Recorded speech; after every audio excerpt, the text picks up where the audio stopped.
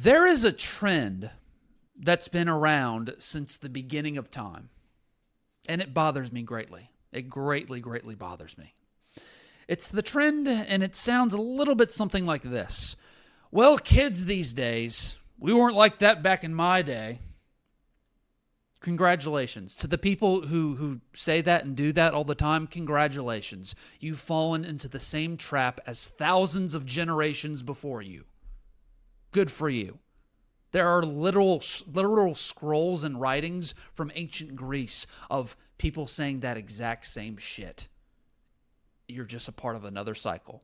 But I also hear something else that really pisses me off even more, and I think you hear it now more days with social media. It's, well, if I was there, I would have acted differently. Or if I was alive back then, I wouldn't have done that. I wouldn't have said that. That is the biggest load of bullshit anyone can tell themselves or tell anyone else. If I wasn't there, or if I was around today, or if I was alive back then, no, you wouldn't have. No, you wouldn't have. Walker Howard entered the transfer portal yesterday. And this was a fear that many people, myself included, had since after the SEC title game over a month ago, because we all heard the rumors. I actually heard from people that this was a very real possibility. This was a real possibility of happening the week after the SEC title game, along with Jack Besh, and it didn't happen. It got delayed for whatever reason. We'll discuss what that is, but I had on Mike Scarborough of TigerBait.com, who reported the news, broke this news about Walker Howard, and had him come on and talk about those rumors a couple weeks ago. And this really shouldn't shock any of us. Surprise us, but shouldn't shock us. Now, can we inflict blame on why he's leaving? Why did he change his mind and decide not to stay at LSU? How much does this actually hurt LSU? Sure, we'll talk about all of that, but the dark underbelly of all of this is what LSU fans do when someone transfers from their school, especially somebody that they don't want to transfer. They say, he's a traitor to LSU. You realize how hard this probably was for Walker Howard or for Jack Besh, their LSU legacies. Walker Howard never once wavered from his commitment from LSU despite all of the drama with Ed Ogeron leaving and being fired and all that stuff. His parents, including his late mother, went to LSU. Dad played at LSU. All that stuff. And you're going to say he's a traitor? You realize how devastating this was for him to make this decision? But this was, in all respects, a time to grow up decision. Well, he isn't that good anyway. Okay. Don't do that, okay? You don't know that, all right? Don't do the whole thing, well, he's not that good anyway, because we don't know. Now, will he be not that good? Maybe, maybe not, but don't do the he probably wasn't that good take to begin with. Well, quarterbacks at LSU back in the day would have never entered the portal. Yes, they would have. If Walker Howard played in the 90s, he probably would have stayed longer, more than just 1 year, because he probably wouldn't have had a choice. If you were playing today, you probably would have entered the transfer portal too.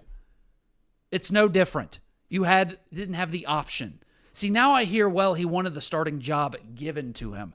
Those soft trust fund kids, they just want everything kind of given to them. Really? So Joe Burrow is a trust fund kid who transferred. Is he soft?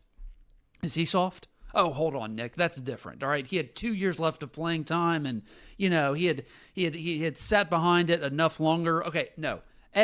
The transfer portal wasn't around for Joe Burrow, so how do you know he would have stayed for 3 years like he did at Ohio State before then? How do you know he wouldn't have left earlier? B, Urban Meyer didn't actually name a starting quarterback after spring practice in 2018. Dwayne Haskins was not named the starting quarterback. So Joe could have, for 1 more year with his junior year, could have stayed, could have competed all the way through fall camp in 2018 with Dwayne Haskins, and then maybe left after that. But when it's your school that's benefiting from a transfer, it's okay. See, I guarantee you right now, those Texas A&M fans talking about Denver Harris, they're like, oh, yeah, he's good, but he's the locker room cancer. He's part of the problem. Good luck to LSU. We don't really need him. He's not worth it. But LSU fans are thinking, oh, he's going to be a good boy with us. We're going to not have any of those problems under Brian Kelly. But there have been players in the past who have left LSU, said, oh, they're a locker room cancer. We don't need him in here. He wasn't that good anyway. Because when it benefits your school, you take the other side. That's exactly what you're doing now if you're criticizing Walker Howard today. Players back in the 90s, the 80s, the 70s, I guarantee you there would be just as many people entering the transfer portal after a year or two as there are today. If there was a transfer portal, if there was one back then, you would have done it too. No different. And just for clarification, by the way, for those of you saying he wanted the starting job given to him, Walker Howard is not leaving because he wants to be given the starting job. Okay? He was not asked to be given anything because of who his dad was or where his parents went to school or what his 5-star ranking was. That is a total false narrative. Walker Howard is leaving because he is not going to be developed by playing as a third-string quarterback in practice with walk-ons and scout team for a second straight year. His development will be lacking because of that. And so he figures, I have to go somewhere else where they're actually going to develop me, where I get to go up against starters. Not necessarily start, but go up against starters every single day in practice. He's just looking for better development. Walker Howard was told by Brian Kelly, and we've been through this so many times, I'll say it again, that Jaden Daniels was just going to be a one-and-done situation. That was the plan all along. Then after that, Walker Howard will get more practice reps in year 2 with Nussmeier. Maybe he'll win the job in 2023 over Nussmeier. Maybe he won't. But it was about long-term development. He wasn't going to get that at LSU for another year. Now, let me say something else. Jaden Daniels coming back obviously changed that, of course. But when I hear Jaden Daniels is the reason why Walker Howard is leaving, no. Jaden Daniels coming back is a reason why Walker Howard is leaving, but it's not the reason why Walker Howard is leaving.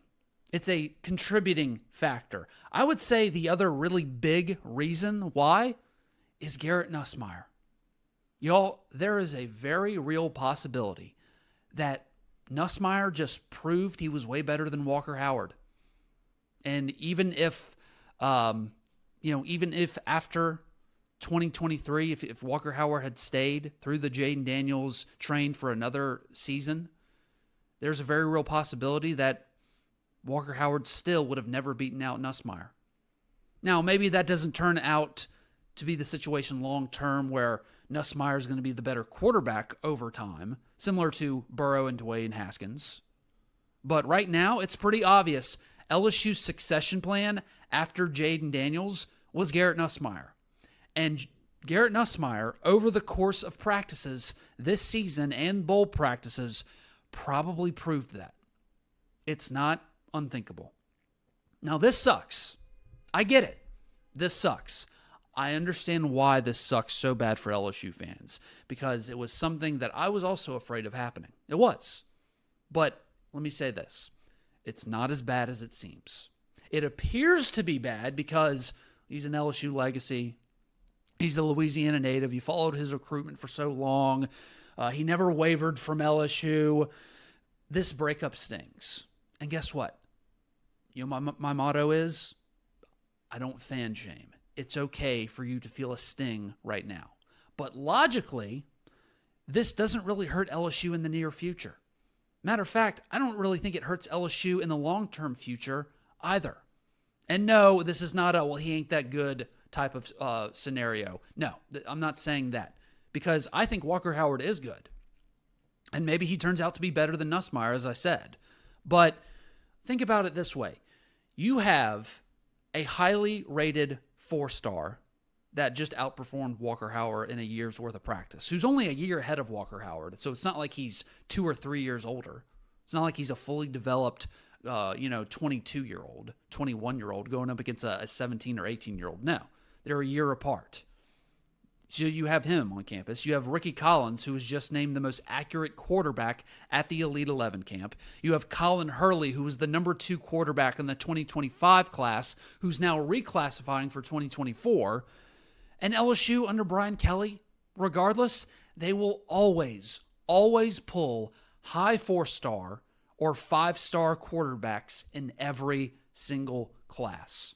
The worst they may pull is a top 15 quarterback. The best they may pull, 5-star, top 3 guy, every single year.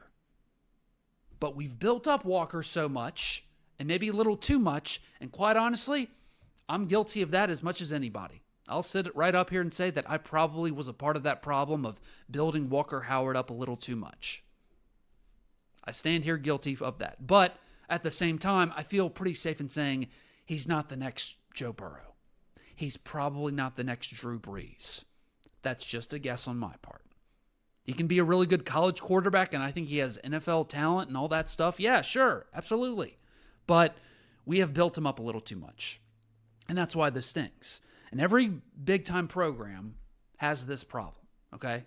Almost every single year. Alabama has it, Georgia has it, Oklahoma has had it, USC's going to have it, Penn State, Ohio State, Michigan, Oregon, you name them. They all have them. Texas A&M, Texas, they all have these problems. It's just your school that you're paying attention to, and it feels like everything's bad's happening to you. It's not. You're not the only school.